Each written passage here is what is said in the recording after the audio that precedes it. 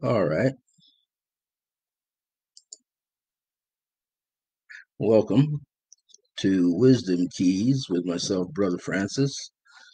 Had to change something up there. Glad that you're here when you do come in, whether you see it as replay or see it live. This is for Resident Essentials, the group. I'm here every Thursday, approximately at 1 p.m. And I have an opportunity to share different topics with all of you for each live Resident Essentials, the group TV episode. So I'm here every Thursday.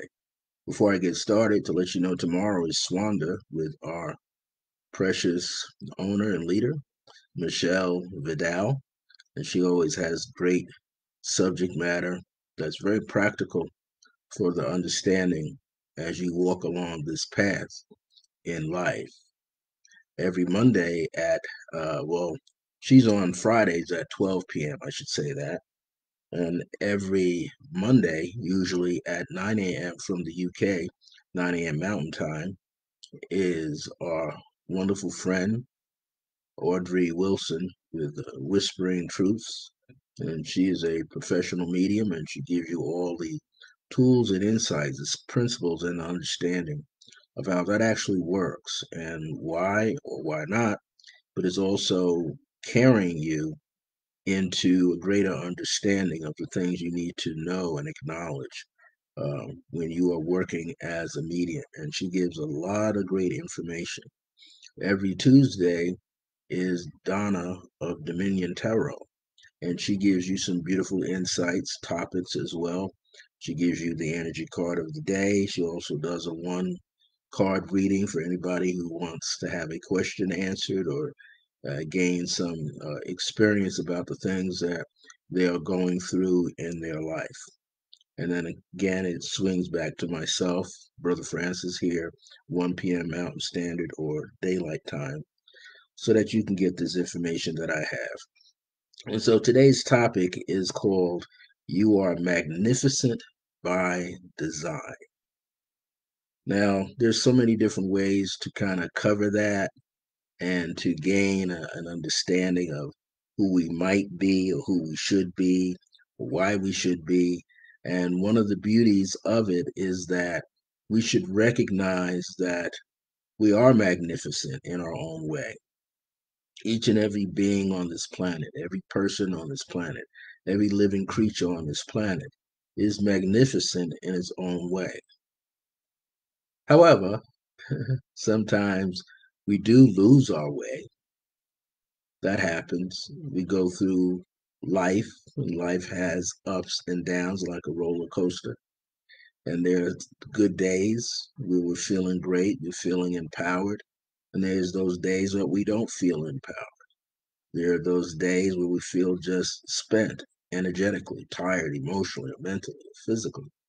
And we need to take a break. We need to have a retreat from whatever we're doing. Whether you're working for somebody or working for yourself, there's that inner desire to be able to move away from such things that are hurtful.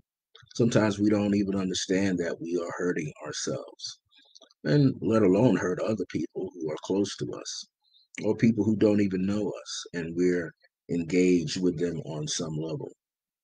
So there is this greater understanding, this need to understand that by design. What I mean by that, um, well, there's several ways that we are magnificent by design.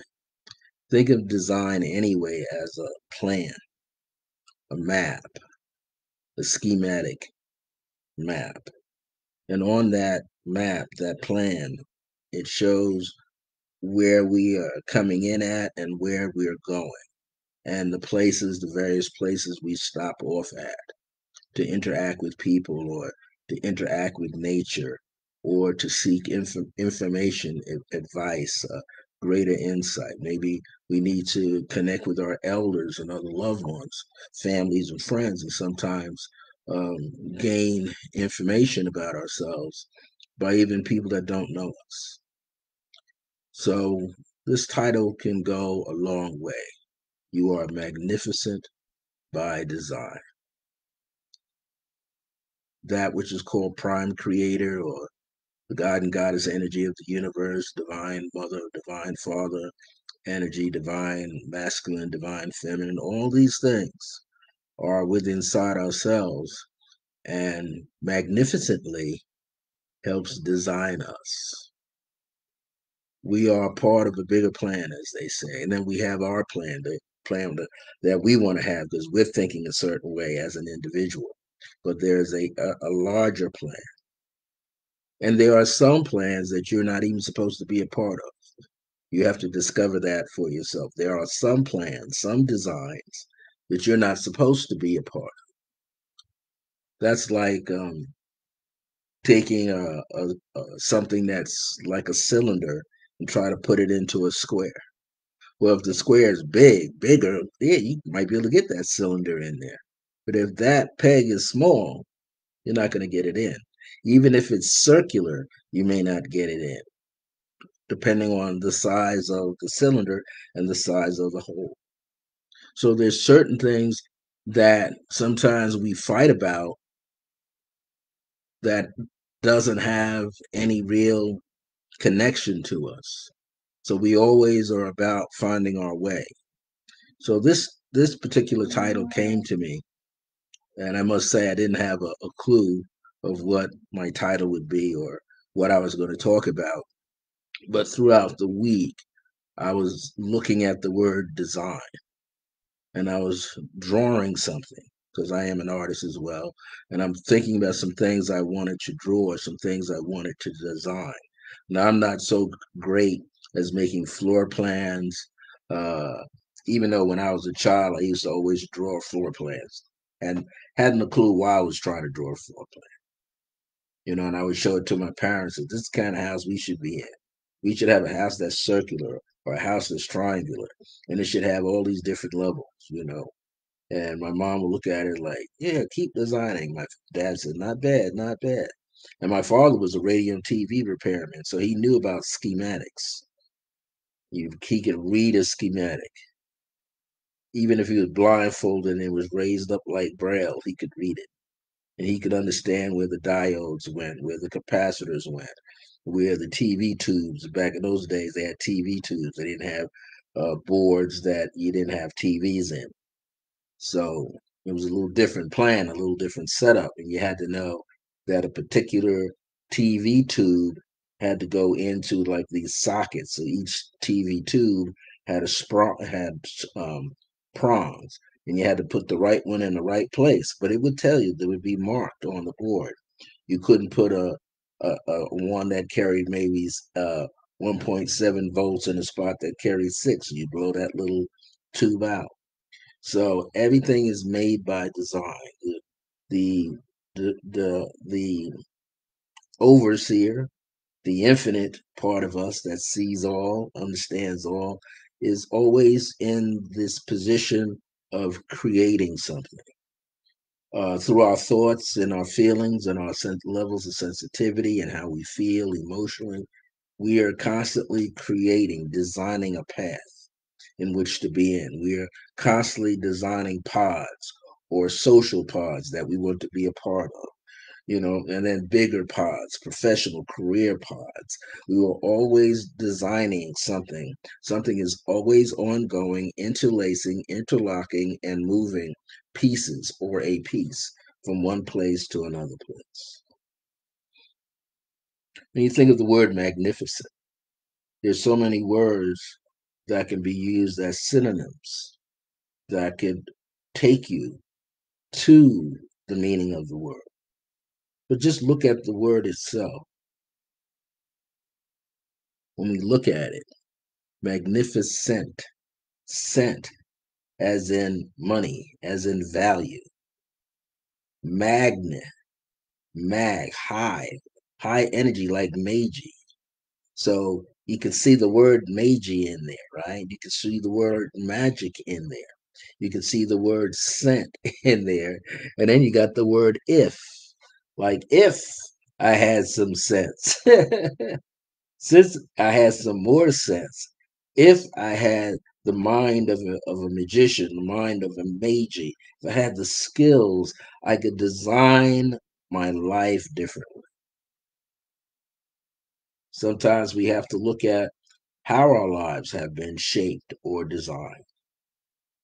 Were they shaped where we had elders around us who could tell us positive things about ourselves, that we are fabulous, that we are magnificent, that we are glorious, that we can be victorious? Did it tell that? Did they tell us that we had uh, opportunities to be beautiful, or that we are beauty? That we are gracious, that we are trustful, faithful. When we think of being that magnificent, we think of the word majestic, how regal and royal you are, how you carry yourself, the light that's within you. So when I say this, you are magnificent by design. You were born in, you came into this world at a time when there's a lot of things going up and down.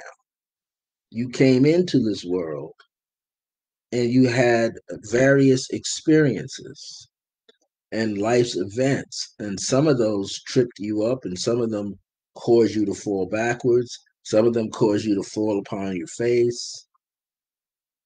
Some cause you to just feel that you're stagnated and immobile. There's so many sides and parts of us that we don't even realize that makes us magnificent beings. But I'm not saying this that there's a need to boost our ego up. We don't need to boost the ego where it's out of control. We just need to bring everything into alignment. We need to know that through our heart, we can project love and light through our heart to other people, and that we have this ability to share this unconditional love with other people. But we have to decide how we're going to do that. We have to decide, we have to make a decision somewhere that we are willing to make a change. People always say, make a change for the better. I had elders that would say something like, today is a brand new day. Do something different that you didn't do before. Or pick something that you did before and today do it better than you did before. So it was always this opportunity to lift one's spirit, or we should say the soul of us, to understand that within us is this great infinite conscious self. The higher self is around us and on the inside of us, boosting us up. And we have this glorious opportunity to make a sweeping change. And for many of us that are going through things, so many things that it's upsetting to the physical body, upsetting to the emotional and the mental body, and even what we call the spiritual body.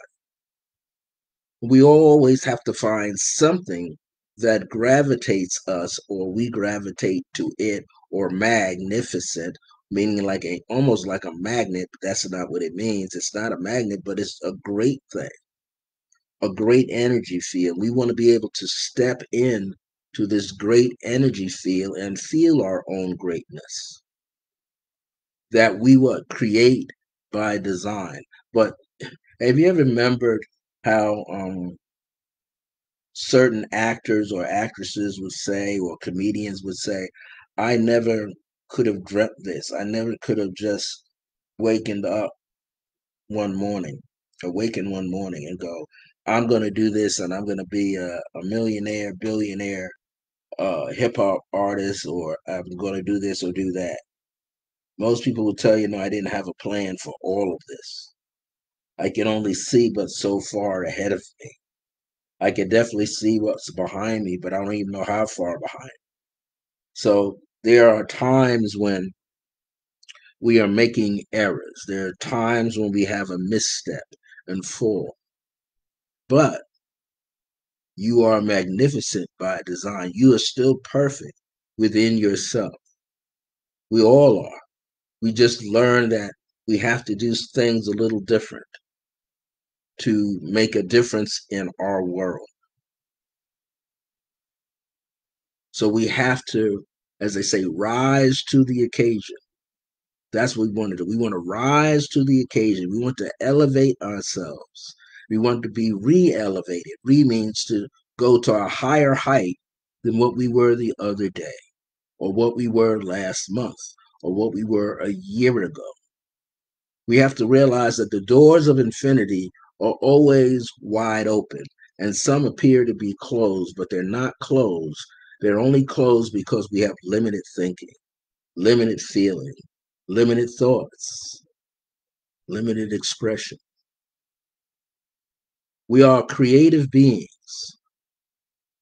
You could prove it to yourself by painting or drawing, but you don't have to be hard on yourself. You don't have to always be able to draw a real human form figure. It's amazing when you go to art school and they take you from being the little sketchy person to being to draw something much bigger, much fulfilling, and then paint it. And then you get higher up, and then they take you right back around in the circle. Oh, we need you to do contour drawing, or draw the figure so they're almost like a stick figure. Then you build it up with paint, or other drawings, other lines, other shading. So there's this drive that we have to commit ourselves to, but in a loving way, so that we can achieve. We don't have to be super perfect to achieve. We just have to show up. Let me say that again. We don't have to be perfect in achieving something. You just have to show up. In other words, you got to be on time for your own opportunity. You have to show up for yourself. Another way is to become more accountable for yourself. So if you miss I don't like to use the word deadline. I got to use it here. But if you miss a project date when you're supposed to get something in, don't be hard on yourself. Maybe you didn't start out on time. Maybe you didn't do enough research so you know that what you would be dealing with. So we always have to be willing to make some steps, to make some changes. We all do. That's how we grow. We don't grow necessarily by being in the same place. Plants can do that. Plants can, you can park them somewhere. You could plant the seeds and then it will take off from there. Season to season, it will continue to grow, which will continue to prosper itself abundantly. But we who are like animals and people walking on all twos, animals all fours, animals flying, everything else that can move is moving because it must move in order to experience something new. It must move in order to experience something new. And the only time when it doesn't move is when it's not necessary to move, because then it's wasting energy. So one doesn't have to move because you want to what? Build resources, build one or many. So you don't need to hobnob, jump all over the place. You need to be centered, rooted, not necessarily settled in intently on something unless you're feeling it in your heart.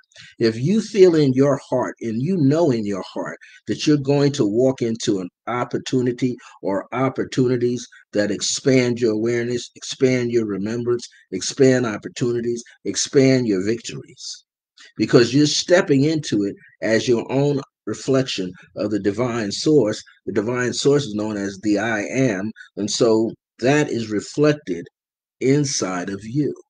Each and every one of us has it. I remember he's not late, he's still around. The elder Reverend Jesse Jackson. He had an organization called Push, Push, but he gave this speech. This is back in the 70s. He gave this speech. He says, I am somebody.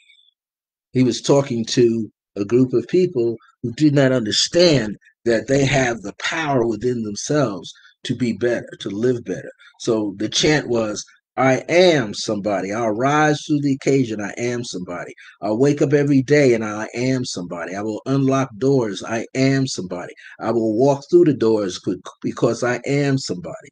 So when we have this title here, you are magnificent by design. You are the designer. You are the co-designer and the designer. You're the one who's going to design the actions that you're going to take. You're the ones that create the maps and then try to follow the map. But you're the one that has to be the listener at the same time, and the feeler at the same time, and the receiver at the same time.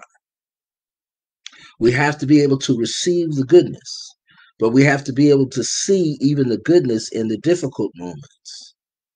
We have to see the ease that will come in the difficult moments.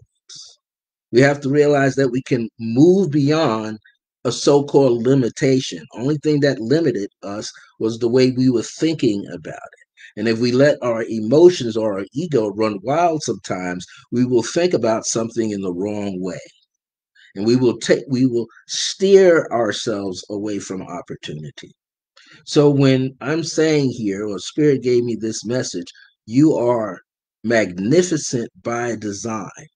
That means even as a child, you had some designs in your mind. You had something that you wanted to accomplish and you set forth to do it.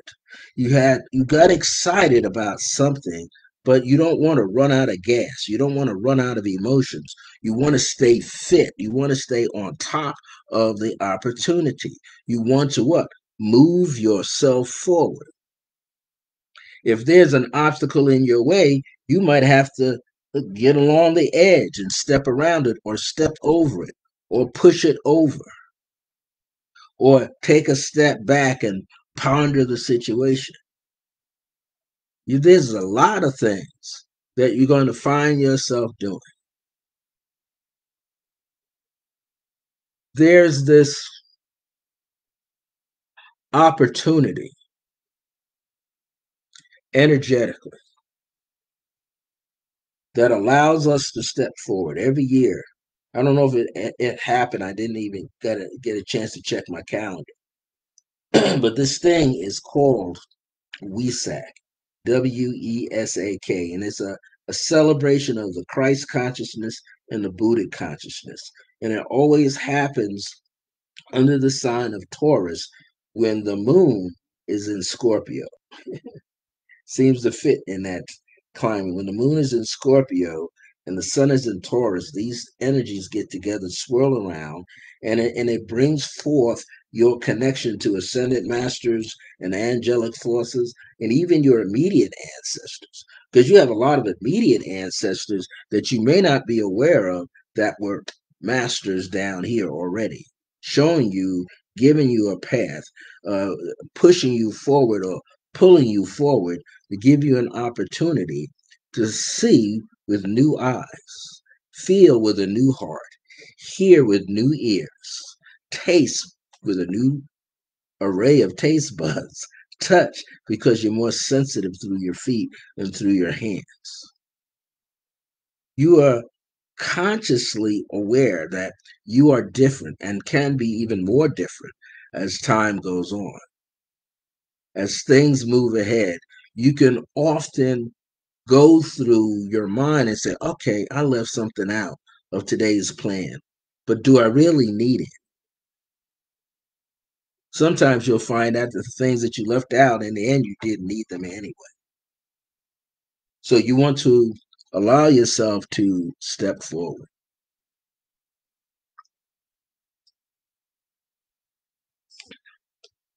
I had to change up my water. Got tired of drinking plain old filtered water, so I got a little bit of natural citrus water that I made, and a little bit of cucumber water. Feels better. So we see something ahead of us. We are by design magnificent. Why? Because we have the ability, just like every other living creature, to see something on the horizon and be able to reel it in. We have this ability to reel in what we are looking at. I remember when I was a part of a solar rejuvenation community on Facebook, and even before then, I was interested in solar gazing and what that was all about, and what I needed to do to prepare myself for. And many people said, well, you gotta, within the first hour, especially in the first 20 minutes of sunrise, that's the best time to gaze upon the sun. And the last 20 minutes before it disappears on the horizon as it sets, you've got to be able to connect with it. But you have to know there's a part of you that's in it. So the more lavish opportunities, I'm going to call it, more opportunities we have to connect with a divine source, a reflection of a divine source, the more that our part that's in the great central sun shall begin to rise up and awaken to itself. And then you might hear the communication going back and forth between that being in the sun, which is yourself, in you. We always have opportunities. So sometimes when, you've heard the old phrase, when one door is not open, right? One door closes, another door opens. Oh yes, Melissa, you can always turn them back on. Sometimes I gotta review them too to see what I said. So often there's this opportunity will present itself, and then sometimes there seems like there are no opportunities, right? Well, you have to expect that you're going to experience opportunities. You have to, like a child, like I've said over the last couple of weeks, you must be like a child and get excited. You saw something in the store that you wanted. You saw a toy. You saw a bike. So, as a child, you stand next to your parents and say, Mommy, Mommy, Daddy, Daddy, Mommy, Mommy, I want a bike. I want a bike. I want a bike. And that sooner or later, that child manifests that bike. I remember when I played in an R&B band in high school, rhythm and blues group, and I was looking at a particular guitar that I wanted, and the company name, I forget now the name of the company, but it had beautiful amplifiers that went with it, and it was a first guitar that electric guitar that I had that was half solid and half hollow body, so it was considered a semi hollow body guitar, and I could play this thing and I enjoyed this thing. And I remember my mother saying, you can get it if you could move your grades from being a D into a C. If you can get it into a B and give me all B's this year, I'm going to get you that guitar by your birthday. And I started pushing and pushing and pushing and pushing and pushing. And eventually I got all my grades up. This is why I was in like high school, grade school, high school. And I got this guitar.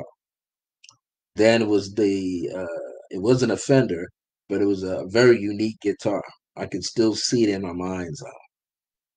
Then there was another guitar put out by the Gibson family, and it was the Trini Lopez. There was this guy by the name of Trini Lopez that played this particular Gibson guitar, and I said, "That's what I want." The guitar body's not deep like this; it's like this, and it's another one that has like a semi-hollow kind of body. I want that. And I was going toward my junior year, my senior year, beginning my senior year. My mother says, if you could prove to me that you're going to do your chores around the house when mom and dad tell you to do them, you're going to stay with the good kids, not let the bad kids try to influence you. I was never one that hung out with the bad children, but you never could tell, right? She said, if you could just stay on point and prove to us that you deserve that guitar. And one day I ran home from high school, my junior year in high school. I said, I got a report card. They looked at it. Apparently, my mother already knew that I was going to score high. She didn't tell me, but one Saturday, she took me to Sam Ash. Sam Ash was a big known musical instrument company, had every kind of instrument in there, even in the symphony orchestras. And we lived in Hempstead on Long Island, Nassau County, and she took me in. We're going in, and we're looking around, and she says, "Oh, bring your guitar with you." I wasn't thinking why I had to bring the one I just earned. And she said, "We're going to do a trade because you kept that guitar up to par and you got brand new springs on it. You don't even have a scratch on it. So now you're going to march around." And I saw the Trini Lopez guitar. And I asked, "How many in stock?" And the man said, "That's the last one." I said, "I want it." He said, "You sure? We got to make sure there's no scratches." Did you check? Next thing you know, I'm playing the guitar, and it was a kid picked up my other guitar. He's playing. I said, "No, no, no, no, no." I had to let him know I didn't know which one I wanted. Did I want the new one or the one that I walked in with? So eventually, the guy looked at the one I walked in with and said, "You kept this in good shape. I remember when your mom brought you here and you bought this guitar. That's almost what, 2 years ago. Not a mark on it. You even cleaned the fret." I said, "Yeah, and brand new strings." He says, "Okay, what did we pay?" And they found out my parents must have paid about $200 for that one that I brought in. The one that I wanted was valued at $200 and 50 something. We got it for $50 because we knocked off so much. But the reason why I'm bringing this point up is we have to tell ourselves over and over in our mind, we got to give ourselves a pep talk that we can create the kind of change we want in our lives. We can create the change so it mushrooms out into our neighborhood. You know, I'm here in an apartment building. So I put out so much energy in the prayers that even people that I normally wouldn't get along with, I start getting along with them. Where I find that even ground when the opportunity presents itself and I can go, wow, I think if I say good morning to this person that I've been saying good morning to, I think I'll get a smile. Sure enough, the other day, I was passing into the gate to go to my building. The person was coming to the gate. So instead of me opening and startling them, I just let them open the gate. And for the first time, the person said hello. Been here 3 years, person never spoke to me. Finally got them to say hello. "God bless you," I said to them. "Have a pleasant day and stay safe." She said, "You too." So sometimes certain events have to take place, right? And even when events take place, something like this, we don't often see where the opportunity is, but we can create. So when I said you are magnificent by design, that means you are connected to a higher source that is infinite. Your consciousness is connected to this higher source that's infinite. And even if you don't see the design in your mind, the universe around you, which is what also inside of you, will show you what you need to see, what's important for you to do, or not say. So there's this opportunity that we are moving with all the challenges in the world, with all the challenges in the world. I'll say it again, with all the challenges in the world, deep on the inside of you, there's someone who's victorious.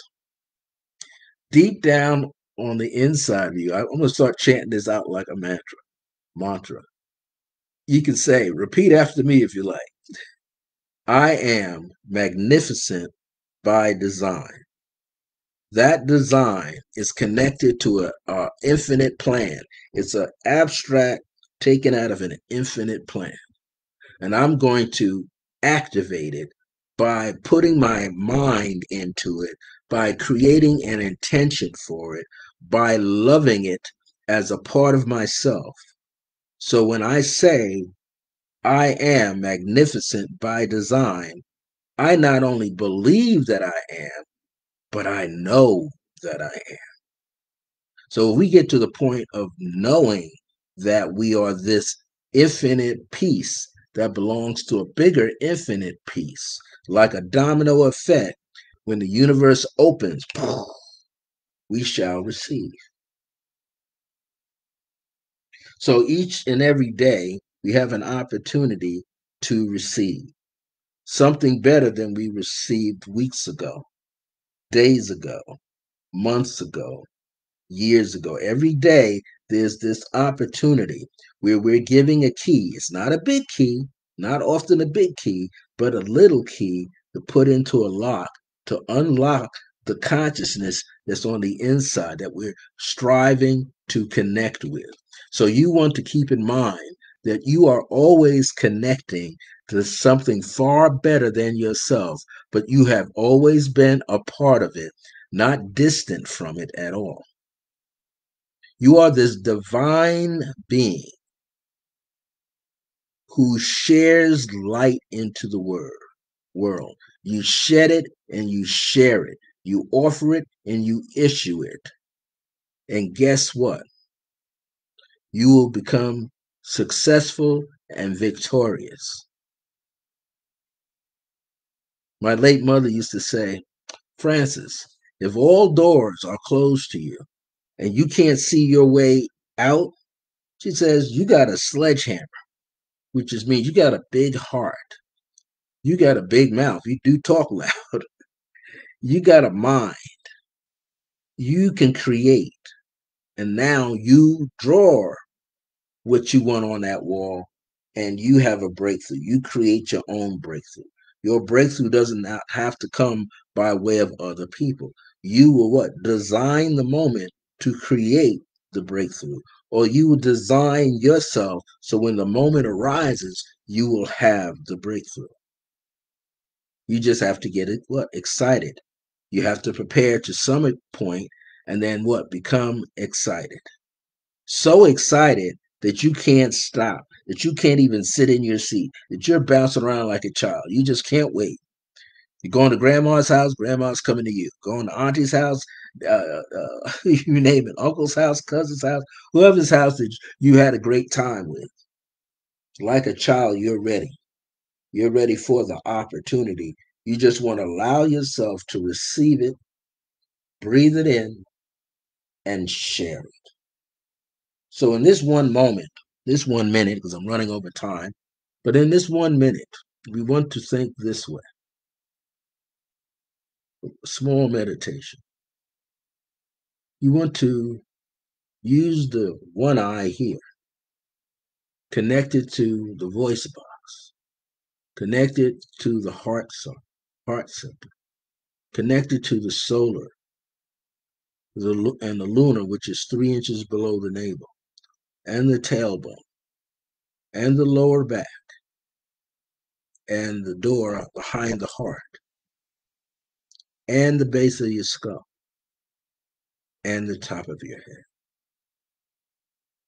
Feel the presence of light flowing through your body, emanating from your heart, going all the way down through your legs, torso and legs,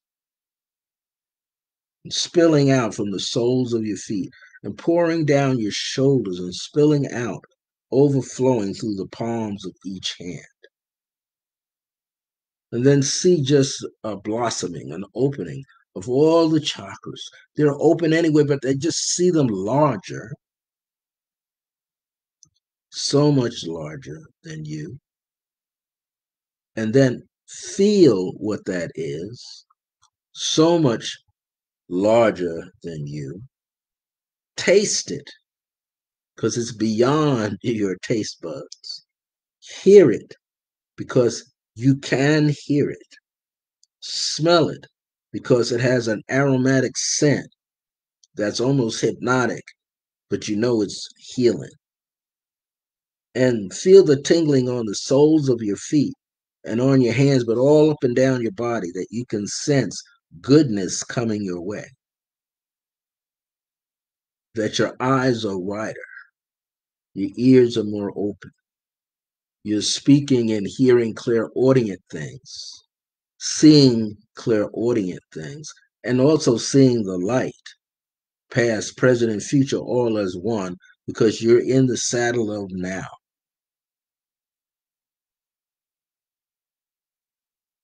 And just embrace that oneness, that opportunity called now. And remember, you are magnificent by design. Next week, I'll be back at 1 p.m. with a brand new topic here for Wisdom Keys with myself, Brother Francis. Be sure to tune in tomorrow at 12 p.m. Mountain Time for Swanda with Michelle Vidal. Tune in Monday at 9 a.m. Mountain Time for Audrey Wilson from the UK, coming in with her Whispering Truths. So you can learn all you need to learn about being a medium, the do's and the don'ts, and how to carry yourself professionally. And then every Tuesday, one card readings, but an energy card of the day and an energy card that closes with Donna of Dominion Tarot. She has great wisdom to share with you also. My grace is your grace. Until next Thursday, 1 p.m. Mountain Time. Remember that divine grace is a blessing as we're alive and well in the age of remembrance. This is Wisdom Keys with myself, Brother Francis. Have a pleasant day, a better day tomorrow, a fantastic weekend, and then have a wonderful Mother's Day. See you next week.